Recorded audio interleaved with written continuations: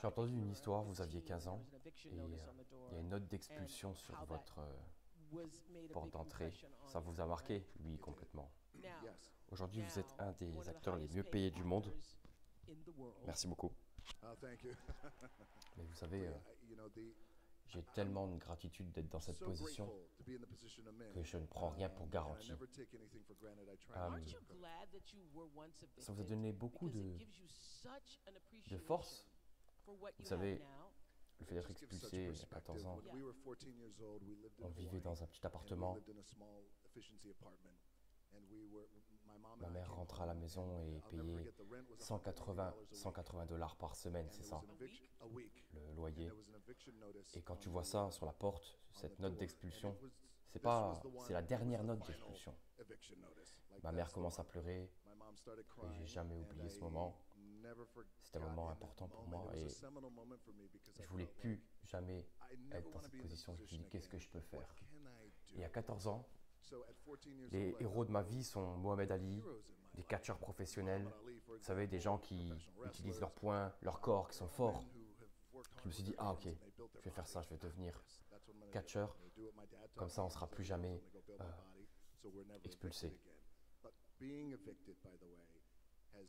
Et ça m'a donné beaucoup de gratitude, le fait d'être expulsé. Et mon équipe actuelle, ma famille actuellement, on garde toujours ça en tête en fait. C'est-à-dire, c'est une source de motivation en fait. Tu continues à avancer en fait. C'est pour ça que avoir ceci ou avoir cela, c'est bien, mais au final, c'est qu'est-ce qui va rester à la fin en fait. Vous savez, on essaye de garder les choses le plus simple possible. Aujourd'hui, j'ai une ferme en Virginie avec ma famille. Et nous arrivons ici à Atlanta avec ma famille. Voilà, on est à 30-40 minutes d'ici et un endroit très calme. Mais je veux juste être sûr que je continue d'apporter mes valeurs et de dire à mes enfants à quel point on est à de la gratitude. D'accord? Quelle est la valeur d'un dollar? Quelle est la valeur de ce repas? Et j'ai une histoire pour vous. Quand j'étais petit, j'avais vu que tout le monde, tous les grands hommes qui avaient du succès, avaient une Rolex. On était en 99 et j'ai pensé, je vivais toujours en appartement. J'étais locataire. Et tu voulais acheter une Rolex? Oui. Ne faites surtout pas ça. On ne peut pas être locataire et acheter une Rolex. Voilà ce qu'il ne faut pas faire. Donc, je me suis dit, j'ai de l'argent à dépenser, je vais acheter une Rolex. À ce moment-là, j'étais dans le catch et je fais une interview sur le ring. Et à côté du ring, il y a deux catcheurs qui commencent à se battre. Et un des deux tombe sur ma montre, qui fait tomber ma montre et elle se casse. On est en live. Et moi, je dis, oh mon Dieu, oh ma Rolex. Et sur le moment, je m'occupe que de ma Rolex. Pendant qu'il y a un gars qui essaye de me donner un kick. Et finalement, je l'ai récupérée. Et elle était cassée et j'étais triste. Et ce soir-là, en rentrant à la maison, je me suis dit, c'est un signe. Et c'est un signe et j'ai pas besoin de ça en fait. C'est pas la bonne chose pour moi à ce moment-là. Et j'ai jamais racheté ce genre de choses par la suite. J'ai une autre histoire pour vous. C'était un point important, un point tournant, un moment très important de ma vie pour grandir et qui m'a permis de devenir moi. En fait, et de devenir en accord avec moi-même.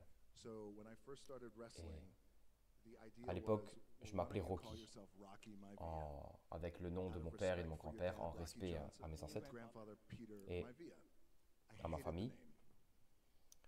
Et je détestais ce nom parce que je voulais juste faire les choses à ma façon. Un mois plus tard, on va à un grand événement, le plus grand événement du catch, un peu comme le Super Bowl si vous voulez. Et ça se passe à Chicago. By the time I got to Chicago, Et cet événement WrestleMania, regroupe 16 000 personnes autour du ring. 16,000 people. Et je suis supposé être un bon gars, on m'encourage, et ben non. Voilà ce que j'entends. Rocky craint. C'est mon nom de l'époque. Rocky craint.